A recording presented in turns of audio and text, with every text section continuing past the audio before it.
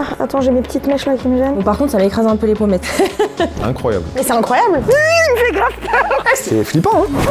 C'est horrible. Oh, t'as une belle norme.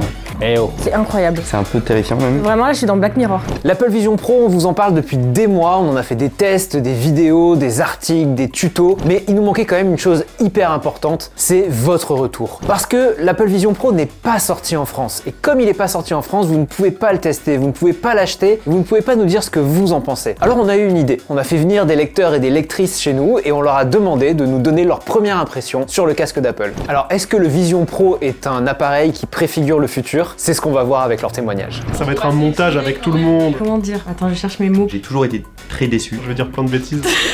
Comment il l'a appelé, Nico, le cliquer des doigts là? Laisse-moi réfléchir à cette question. Punch, non? Ou non? Attends, qu'est-ce que je peux dire d'autre? Pinch peut-être. Pour commencer, on a voulu les mettre devant ce qu'on a vu en tout premier, c'est-à-dire la configuration de l'appareil et l'expérience utilisateur, qui est une grande nouveauté de l'Apple Vision Pro, puisqu'il faut utiliser à la fois ses yeux et ses doigts. Alors qu'est-ce que vous en pensez? C'est parti. Déjà, la configuration initiale, elle est hyper rapide, hyper fluide. Je suis quand même impressionné par la capacité du produit à te mettre à l'aise très très vite. C'est impressionnant. Typiquement, il y a quand même des gestuels, des mouvements, donc le pinch avec les doigts, regarder pour sélectionner une interface, c'est nouveau. Au bout de 3 minutes, je me suis surpris à pincher sans réfléchir. Perso, j'ai trouvé ça très intuitif. J'ai pas eu de mal à m'adapter. C'est génial. Ouais, c'est fort. Vraiment très très simple. On est vraiment dans l'écosystème Apple, ça se ressent. Il y a une façon de sélectionner les items, les icônes, etc. Et je crois que c'est ça qui est le plus difficile à automatiser. C'est ultra intuitif, c'est vraiment agréable à utiliser. Ça marche très bien quand même. Il y a 3-4 minutes de prise en main. C'est incroyable. Et après, une fois qu'on a compris le truc, c'est vraiment intuitif, ouais. Là, je suis dans le futur, là. Pour l'instant, tu vois, le truc qui me semble le plus bizarre, c'est de devoir interagir physiquement avec le casque. Pour la sélection des points qu'on doit faire au début, c'est hyper naturel. Oui, c'est intuitif. Ce qui me choque le plus, c'est les pixels qu'on voit rien. La seule chose où je galérais un peu, c'était sur l'interface quand il fallait un peu bouger. Sinon, tout le reste, c'était fluide.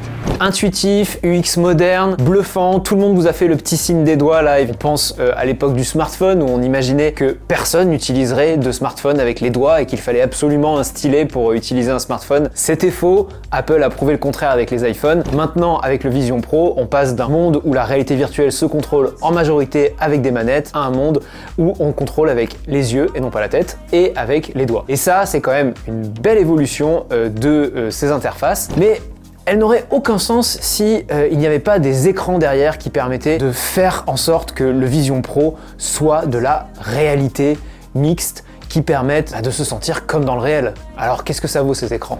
On vous laisse nous le dire. Waouh! Le plus bluffant, c'est vraiment le mélange du virtuel et du réel. C'est-à-dire que l'écran s'imbrique parfaitement dans la réalité. Ah, waouh! On est vraiment dans la matrice. Il est hyper stable. C'est extrêmement fluide. Je dirais que ce qui m'a le plus impressionné, c'est le suivi des yeux. Et ça suit mon regard comme il faut. Dès qu'on regarde dans une direction, le produit sait qu'on regarde cet item-là. C'est comme du tracking.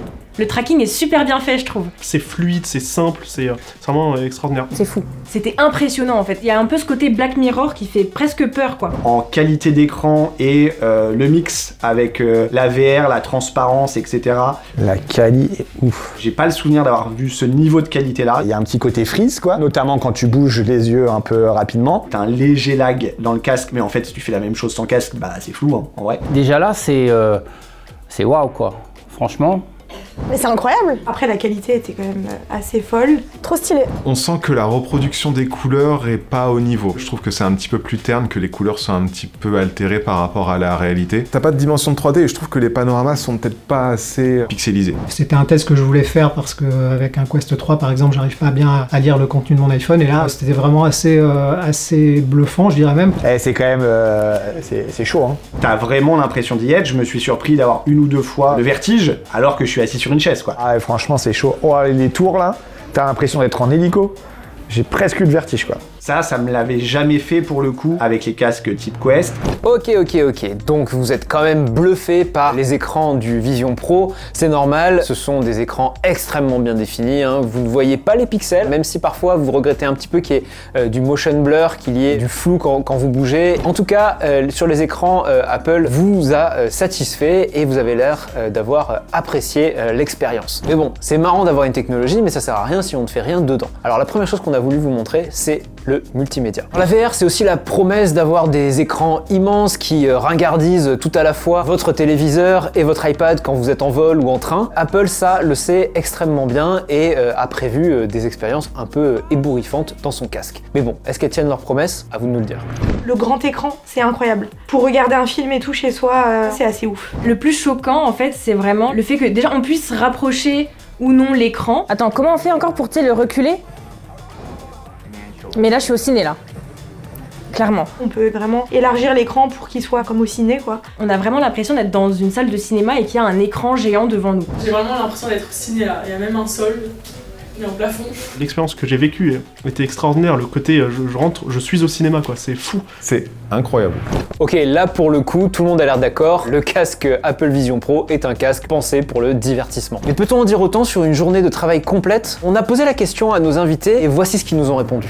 Alors moi, je me verrais pas le porter toute une journée, par contre. Toute une journée, je suis vraiment pas sûre. Je sais pas si c'est dû à la forme de mon visage ou pas, mais je sentais que ça m'écrasait un peu les joues, là, au niveau des pommettes. Déjà, avoir le casque toute la journée, je pense que c'est un peu lourd. Donc je me vois pas le porter toute une journée. Et je pense qu'au bout d'un moment, on a juste envie de respirer un peu. Pour le porter une journée entière de boulot en 10 minutes, moi j'ai pas ressenti d'inconfort. Pendant toute l'expérience, j'ai pas senti de poids, je me suis pas dit tiens la tête, etc. Je pense pas que je pourrais porter ça aussi longtemps, de façon permanente. De toute façon, l'usage, pour moi, il serait plus multimédia que professionnel. Je pense que c'est plus sympa, ouais, vraiment pour regarder des films, ce genre de choses. Ce en quoi je crois, c'est vraiment l'utilisation professionnelle ou personnelle bureautique. Travailler depuis la maison avec un casque, je trouve ça super. Donc oui, ça j'y crois.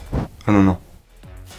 Et moi je me vois tellement pas faire du multifenêtrage avec un Excel, une connerie, un truc. Je pense que même là ça a dû durer 15 minutes je pense. Et on sent vraiment que ça tire vers le bas, que c'est lourd, c'est au moins je pense 500 grammes. Puis ça tient très chaud, donc non, une journée pas du tout. C'est tellement abstrait pour l'instant. Alors je me vois pas travailler toute une journée avec. On peut multifenêtrer, hein, c'est ça. On peut mettre une fenêtre plus une autre. Mais ponctuellement, me faire un petit film en faisant croire aux autres que je bosse, ça va le faire. Ah ouais d'accord. Donc là, personne ou presque ne se voit porter le casque une journée entière. On craint évidemment le mal des yeux, mais on craint aussi la chaleur, l'inconfort, et puis tout simplement la déconnexion avec le réel. C'est un problème pour Apple, parce que Apple a voulu en faire un casque professionnel avec évidemment la duplication de l'écran d'un Mac, mais également avec des applications qui pourront être professionnelles à l'avenir. Et si vous n'êtes pas tenté par une journée, c'est qu'il y a quand même un petit problème dans la matrice et il faudra que Vision OS 2, 3 ou 4 corrige le tir à tout prix. Mais la réalité virtuelle, on est habitué, c'est aussi des expériences immersives et Apple en a mis quelques-unes dans sa démonstration qu'on vous a évidemment fait tester. Est-ce que ce casque vous séduit sur ces gadgets qui permettent d'en mettre plein les yeux? On va voir. Ce que j'ai préféré, c'est toute la partie immersive. Faut que je me lève là? You. Est-ce qu'il interagit avec moi? Bah peut-être. Il me fait grave peur. Il est horrible. Non, il me fait grave peur. La partie dinosaure, ça m'a vraiment bluffé. C'est réaliste, quoi. C'est flippant, hein. Oh non, il revient, il revient. Le fait qu'il sorte de l'écran comme ça, c'est dingue. T'as pas l'air hyper aimable, mon pote, hein. T'as envie de lui lancer la balle? Ah, il y a un copain qui arrive. Salut. Eh oh. Mais j'ai presque envie de sortir mon téléphone et de prendre une photo, en me disant que c'est sérieux. J'ai eu un petit peu des moments où on se sent vraiment dans une réalité. Waouh, c'est un peu terrifiant même, mais... Si on a le vertige et que vous vous retrouvez en haut d'une montagne, là, dans les films immersifs, ça fait vraiment peur. J'avais vraiment l'impression qu'il y avait du vide, donc ça a un peu trompé mon cerveau, donc c'est impressionnant. Ouah, le vertige. C'est un truc qu'on peut pas faire avec les autres appareils technologiques, je pense. Du coup, ça donne limite envie de prendre ce casque juste pour ça. Les démos immersives, ou en tout cas tout ce qui était vidéo, ça m'a plutôt bluffé. Ah, moi je suis déjà avec mon papillon, je suis trop bien là. Oh non, c'est trop stylé. Waouh, c'est fou. Bon alors je vois qu'il est pas totalement sur ma main, mais ça fait l'affaire. Oh, puis il est beau.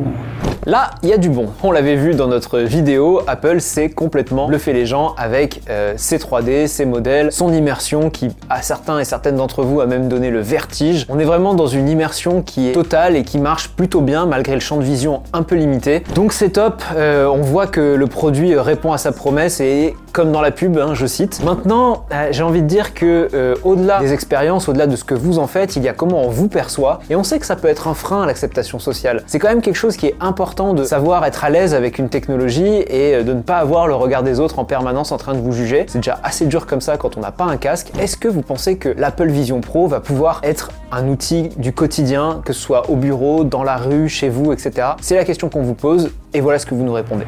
Franchement, se balader avec un casque sur la tête dans la rue, bon... Hein, je trouve ça moyen. Un tournant dans nos usages, vraiment j'y crois à 200%, je crois au produit. En vrai c'est comme la réception sociale des AirPods, ça fait partie de tous ces sujets où comme va y en avoir peu, c'est nouveau, au début ça impressionnera, et dans 10 ans je suis pas sûr que ce soit particulièrement choquant, j'ai plutôt envie de voir le verre à moitié plein avec ce côté-là. Je pense que le niveau d'acceptabilité sera différent suivant les pays et les cultures. C'est pas vraiment une réalité quoi, mais on s'en rapproche. Mitigé, effectivement. Vous voyez pas trop le problème à l'idée de porter un casque seul et vous vous sentez pas bête dedans, vous avez pas l'impression de gêner les autres, mais vous avez des doutes sur son utilisation dans l'espace public ou au bureau, alors peut-être sur des petites sessions, mais finalement ce n'est peut-être qu'un problème culturel. L'acceptation du Vision Pro va peut-être venir, comme les AirPods ont été moqués au début et maintenant c'est banal, tout le monde en a, on en voit partout, mais c'est clair que c'est une crainte qui amène à d'autres réflexions sur la société. Ça veut quand même dire qu'il y a des warnings sur l'acceptation sociale du casque d'Apple. Cette expérience touche maintenant à sa fin, j'espère qu'elle vous a apporté de nouveaux insights, une nouvelle manière de tester ce produit qui a été faite par des gens qui n'avaient jamais mis les mains sur le casque et qui ont eu la chance de venir le tester chez nous. Alors moi j'ai une chose à vous demander, c'est vous demander dans les commentaires de nous dire ce que vous en avez pensé entre notre vidéo test, entre cette vidéo là, est-ce que ça vous donne un nouvel éclairage, est-ce que ce format vous plaît aussi, c'est toujours bien de nous le dire. On va probablement refaire des essais comme ça parce que ça nous apporte énormément de nouvelles manières de penser le produit, de nouvelles manières de vous apporter de l'information, parce que c'est pas juste nous qui vous disons des choses, c'est aussi vous qui nous apportez des commentaires, des retours, et c'est très précieux pour nous. Donc n'hésitez pas, donnez-nous ces informations dans les commentaires et évidemment abonnez-vous à la chaîne. Moi je vous dis à bientôt, bye.